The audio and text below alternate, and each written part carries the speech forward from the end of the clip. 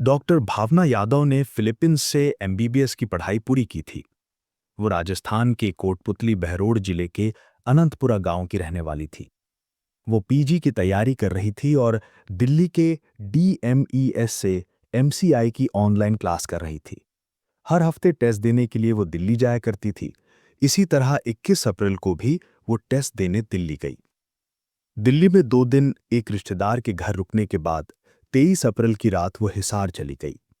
हिसार जाने से पहले उसने वहां रहने वाले उदेश यादव को अपने मोबाइल से फोन किया था, लेकिन उदेश ने उसका फोन नहीं उठाया था। जब उसका कोई जवाब नहीं मिला, तो डॉक्टर भावना ने दूसरे नंबरों से भी कॉल करने की कोशिश की, लेकिन उदेश ने कोई कॉल रिसीव नहीं की। आखिर में भावना ने उसे एक छोटा सा व्हाट्सएप मैसेज भेजा, आ रही हूं आज। दरअसल भावना उदेश को कई सालों से जानती थी। वो उसका दूर का रिश्तेदार भी था। उदेश हिसार के चौधरी चरण सिंह हरियाणा कृषि विश्वविद्यालय में क्लर्क की नौकरी करता था और सरकारी क्वार्टर में अकेला रहता था। उसने ना तो भावना की कॉल उठाई और ना ही मैसेज देखा। फिर भी भावना उसी के सरकारी क्वार्टर पर पहुंच गई। रात हो चुकी थी और मेन गेट बंद था।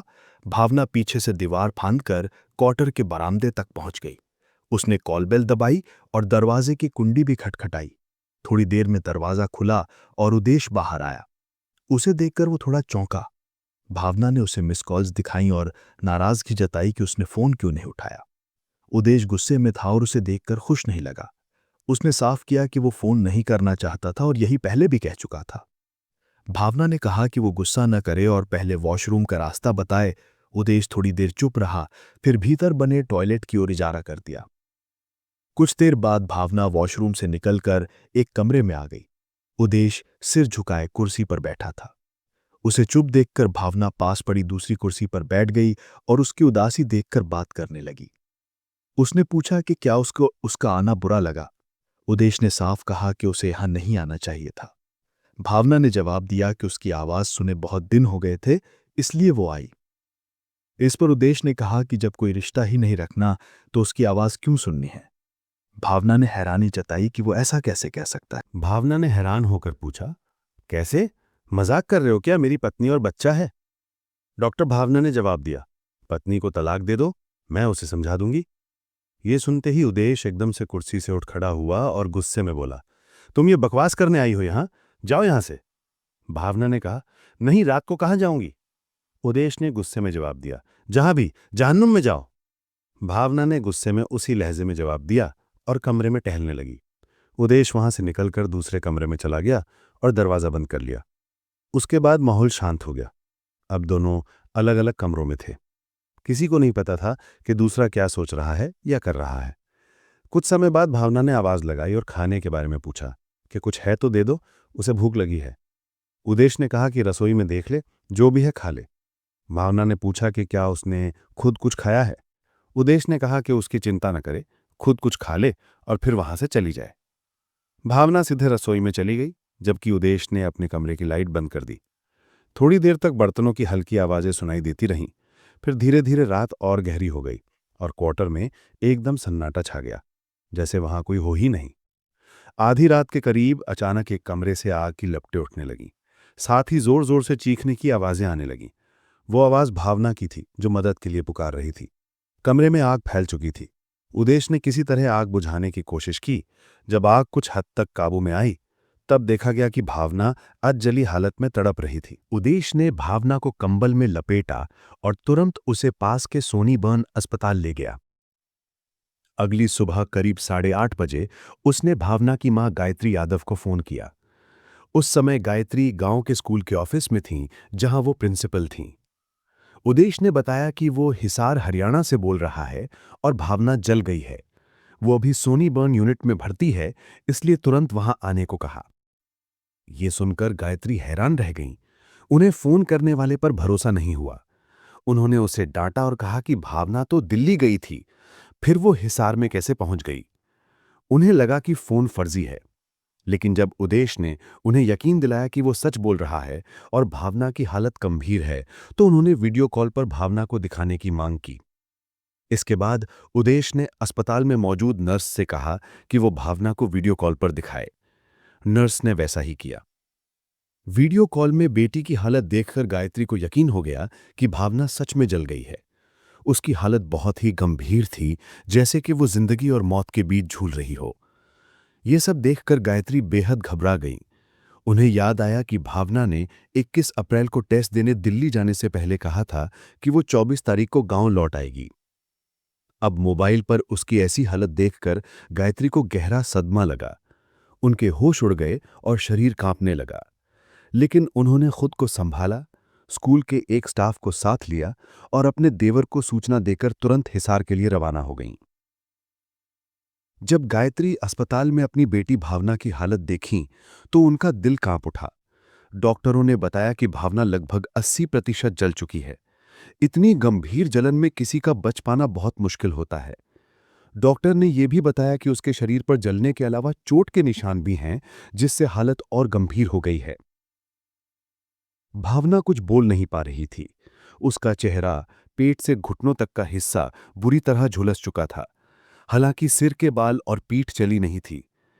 पेट पर तेज हथियार से चोट के कई निशान थे और उसकी जली हुई देह से पेट्रोल की तेज गंध आ रही थी। इन सब बातों से यह शक मजबूत हुआ कि भावना पर पेट्रोल डालकर आग लगाई गई और उससे पहले उसे चाकू से घायल किया गया था। जब गायत्री ने अस्पताल में अपनी बेटी भावना को बेड पर तड़पते हुए देखा तो उनका दिल टूट गया। उसकी हालत इतनी खराब थी कि वो ठीक से बोल भी नहीं पा रही थी। कई बार पूछने पर उसने सिर्फ इतना कहा, मम्मी मुझे बचा लो, देखो तुम्हारी बेटी के साथ क्या कर दिया। अस्पताल में गायत्री को पता चला कि वो व्यक्ति जिसने भावना को भर्ती करवाया था अब अस्पताल से जा चुका था। गायत्री को यह समझ में नहीं आया कि भावना कैसी हिसार पहुंची। जब उसने भर्ती करवाने वाले व्यक्ति की तलाश की तो वो वहां नहीं मिला। इसके अलावा फोन करने वाला उदेश यादव भी गायब था, जबकि वही व्यक्ति था जिसने जली हुई अवस्था में भावना को अस्पताल लाया था। गायत्री को महसूस हुआ कि उस अनजान शहर में उसकी मदद करने वाला कोई नहीं था और अस्पताल का इलाज भी उसे संतुष्ट नहीं कर रहा था। इस कारण उसने फैसला किया कि वो अपनी बेटी को जयपुर ले जाएगी। हालांकि अस्पताल के डॉक्टर उसे वहां से छुट्टी देने के लिए तैयार नहीं थे, क्योंकि उन्हें लगता था कि इससे मरीज की जिंदगी को खतरा हो सकता था। गायत्री ने इस पर ज्यादा ध्यान नहीं दिया और कई घंटों का सफर तय करके आखिरकार बेहोश भावना को जयपुर ले आईं। वहां एक अस्पताल में उसे भर्ती कराया गया, लेकिन डॉक्टरों की तमाम कोशिशों के बावजूद भावना को बचाया नहीं जा सका। 24 अप्रैल 2025 की रात करीब 11:24 पर इलाज के दौरान उसकी मौत हो गई। भावना की मौत से गायत्री बहुत दुखी हो गईं। वो रोने लगीं और दोनों हाथों से अपनी छाती पीटने लगीं। वो जमीन पर बैठ गईं, जैसे उन पर दुखों का पहाड़ टूट पड़ा हो। कुछ ही साल पहले उनके पति की भी सड़क हादसे में मौत हो चुकी थी। गायत्री पागलों की तरह हाथों से जमीन पर मारने लगीं। उनके साथ आए परिजनों ने उन्हें शांत किया, लेकिन अब वो गुस्से में थीं और भावना को अस्पताल में भर्ती करवाने वाले उदेश यादव के बारे में जानकारी जुटाने लगीं। वो हिसार के अस्पताल से लापता था और फोन भी उसी ने किया था। गायत्री का उस पर शक गहरा हो गया। गायत्री ने जयपुर के एसएमएस थाने में जाकर उदेश यादव के खिलाफ हत्या का शक जताते हुए 0 एफआईआर दर्ज करवा दी।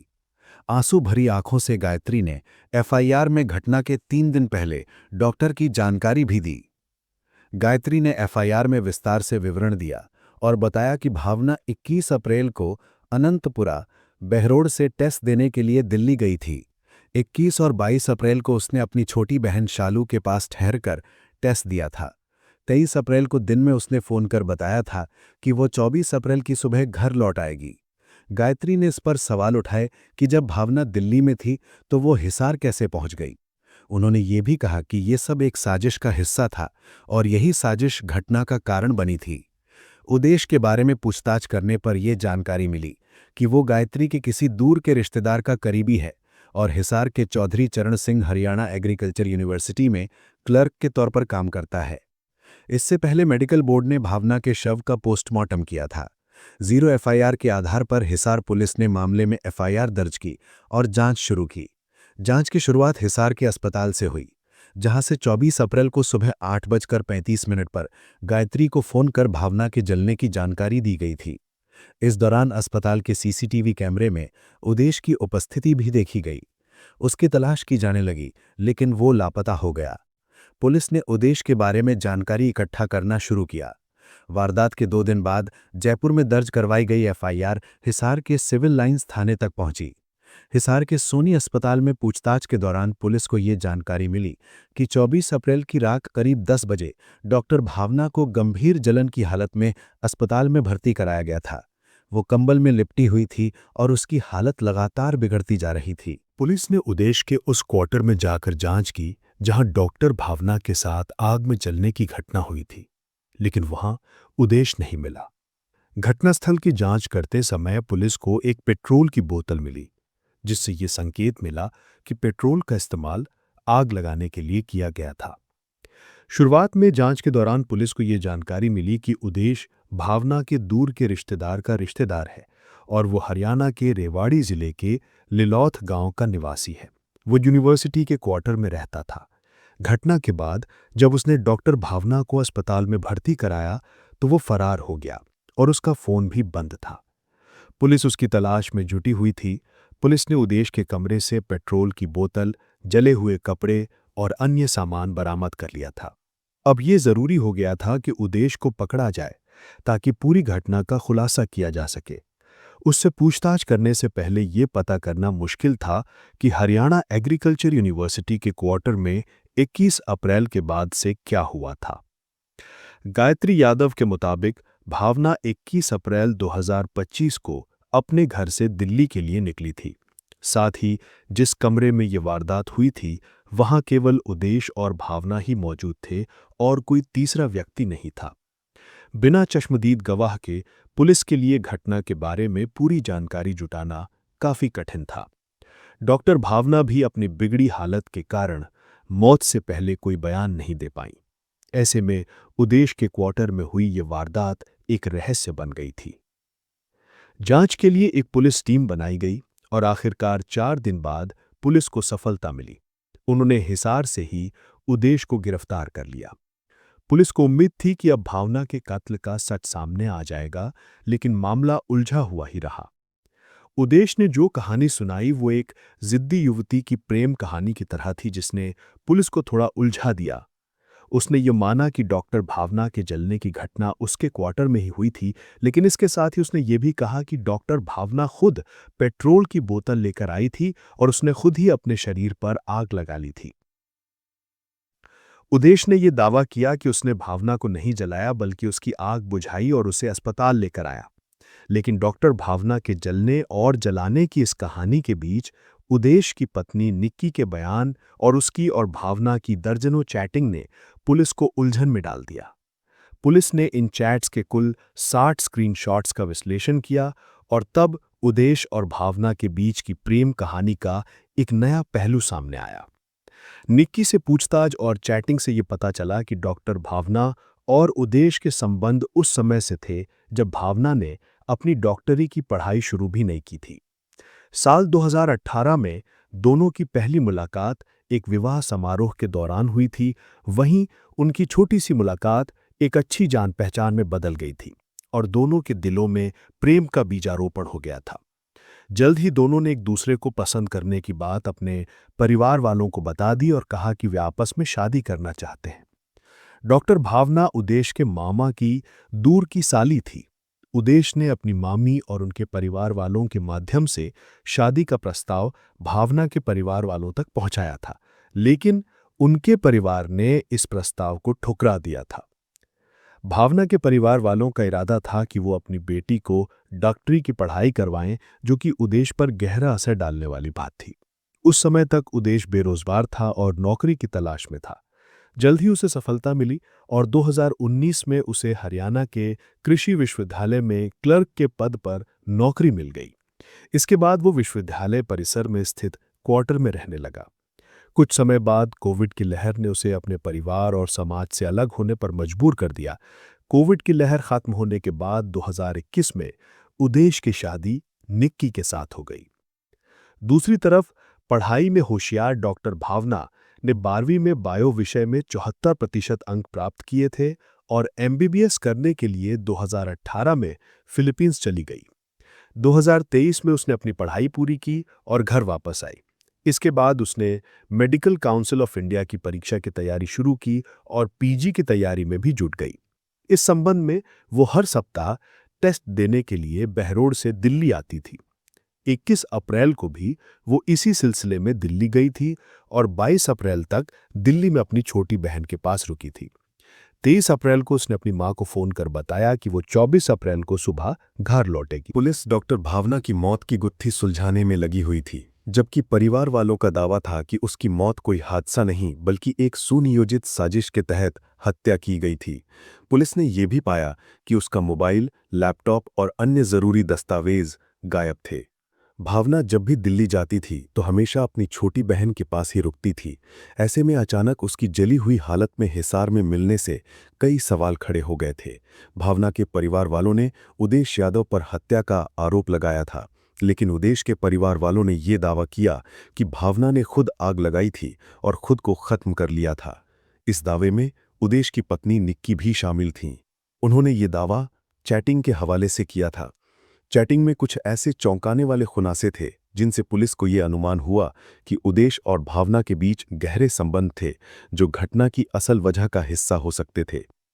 इसके साथ ही ये भी आशंका जताई गई कि उदेश और भावना के रिश्ते में खटास आ चुकी थी और भावना का उदेश के प्रति प्रेम अब एक तरफा हो गया था। उधर हिसार के डीएसपी तनुज शर्मा का कहना था कि डॉक्टर भावना यादव उदेश से शादी करना चाहती थीं। इसके लिए वो इतनी उतावली हो गई थीं कि वो उदेश पर अपनी पत्नी से तलाक लेने का दबाव बना रही थीं। पुलिस के मुताबिक उदेश डॉक्टर भावना से परेशान हो गया था और इस तनाव के चलते उसने पेट्रोल डालकर उसे आग लगा दी थी। निक्की और भावना की चैटिंग से यह स्पष्ट हो गया कि उदेश अपनी वैवाहिक जिंदगी से खुश था, लेकिन भावना उसकी जिंदगी में जबरन घुसने की कोशिश कर रही थी। भावना को हमेशा ये महसूस होता था कि उदेश उसे नज़रअंदाज कर रहा है। वो उसकी कॉल्स नहीं उठाता था, न ही उसके किसी मैसेज का जवाब देता था। इस कारण भावना उसे अलग अलग फ़ोन नंबरों से कॉल करती थी। जब इससे भी बात नहीं बनी तो वो उदेश की पत्नी निक्की पर ही भावनात्मक दबाव डालकर बातचीत करवाने की कोशिश करती थी। उदेश यादव को हिसार सिविल लाइंस थाने की एसएचओ कविता ने कोर्ट में पेश कर 3 दिन की रिमांड पर लिया। पूछताछ के दौरान डॉक्टर भावना के बारे में कई अहम बातें सामने आईं। भावना यादव की मौत के मामले में व्हाट्सएप चैटिंग के जरिए ये जानकारी सामने आई कि वो अक्सर अपने शादीशुदा प्रेमी उदेश से मिलने के लिए हिसार आती थी। जब उदेश ने उससे नज़रअंदाज करना शुरू किया तो भावना अनजान नंबरों से कॉल करके उससे बात करने की कोशिश करने लगी थी। उदेश की गिरफ्तारी के बाद उसकी पत्नी निक्की और मां इस मामले को लेकर परेशान हो गईं। उन्होंने उदेश पर लगे सभी आरोपों को निराधार बताया। उनका कहना था कि डॉक्टर भावना यादव उदेश से एक तरफा प्यार करती थी। वो उदेश के प्यार में पागल थी और हर हाल में उसी के साथ रहना चाहती थी। चूंकि उदेश विवाहित था और उसका 1.5 साल का बच्चा भी था, वो अपनी पत्नी और बच्चे के साथ ही रहना चाहता था, लेकिन डॉक्टर भावना उसे छोड़ने के लिए तैयार नहीं थी। उदेश की पत्नी निक्की ने बताया कि डॉक्टर भावना कई महीनों से उसके पति के पीछे पड़ी हुई थी और शादी करने की जिद पर अड़ी हुई थी। एक चैटिंग में डॉक्टर भावना ने यह भी लिखा था कि वो खत्म हो जाएगी। ये चैटिंग वारदात के 3 दिन पहले की गई थी। करंटली पुलिस आरोपी उदेश यादव से पूछताछ कर रही है। हम आपको इस मामले में किसी भी नए अपडेट के बारे में जानकारी देंगे। अगर आपको क्राइम स्टोरीज पसंद हैं और आप चाहते हैं कि हम आपको ऐसी और दिलचस्प स्टोरीज दिखाते रहें, तो कृपया इस वीडियो को लाइक और कमेंट जरूर करें। We need your support.